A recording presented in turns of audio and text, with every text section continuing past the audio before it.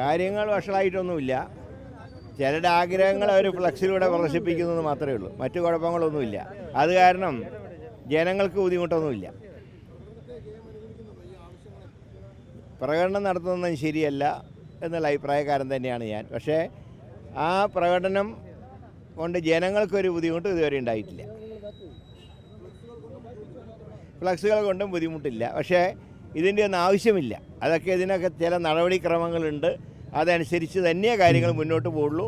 ഫ്ലക്സിൻ്റെ എണ്ണം കൂടിയതുകൊണ്ടോ ജാഥകൾ കൂടിയതുകൊണ്ടോ ഒന്നും തീരുമാനമാവില്ല. തീരുമാനമാവണമെങ്കിൽ ആ നടപടിക്രമങ്ങൾ പൂർത്തിയാകണം. അത് ഏതാണ്ട് 24 മണിക്കൂറിനുള്ളിൽ പൂർത്തിയാവുമെന്നാണ് ഡൽഹിയിൽ നിന്ന് കിട്ടുന്ന വിവരം.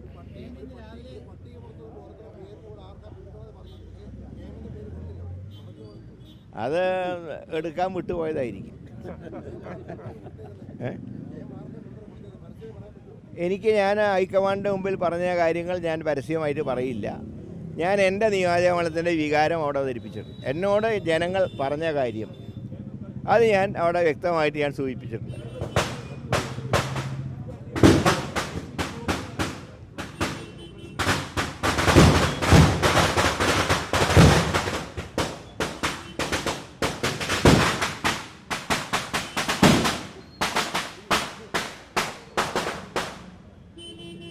ഏതാ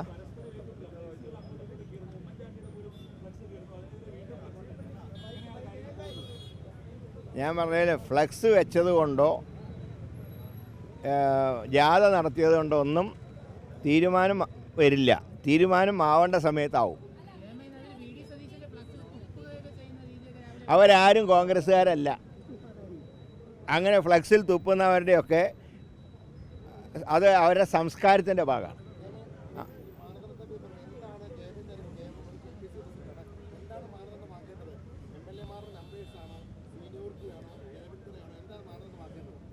സീനിയോറിറ്റി ഒന്നും പാർട്ടിക്കകത്ത് പലപ്പോഴും നോക്കിയിട്ടില്ലല്ലോ.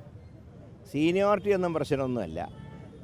MLA-മാരുടെ ഭൂരിപക്ഷം നോക്കണം, ഘടകകക്ഷികളുടെ അഭിപ്രായം നോക്കണം. ഇതൊരു സിംഗിൾ പാർട്ടി ഗവൺമെൻറ് അല്ല, ഇതൊരു കൊയിലീഷൻ ഗവൺമെൻറ്റാണ്. സ്വാഭാവികമായും ഘടകകക്ഷികളുടെ അഭിപ്രായം കൂടെ ആരായി.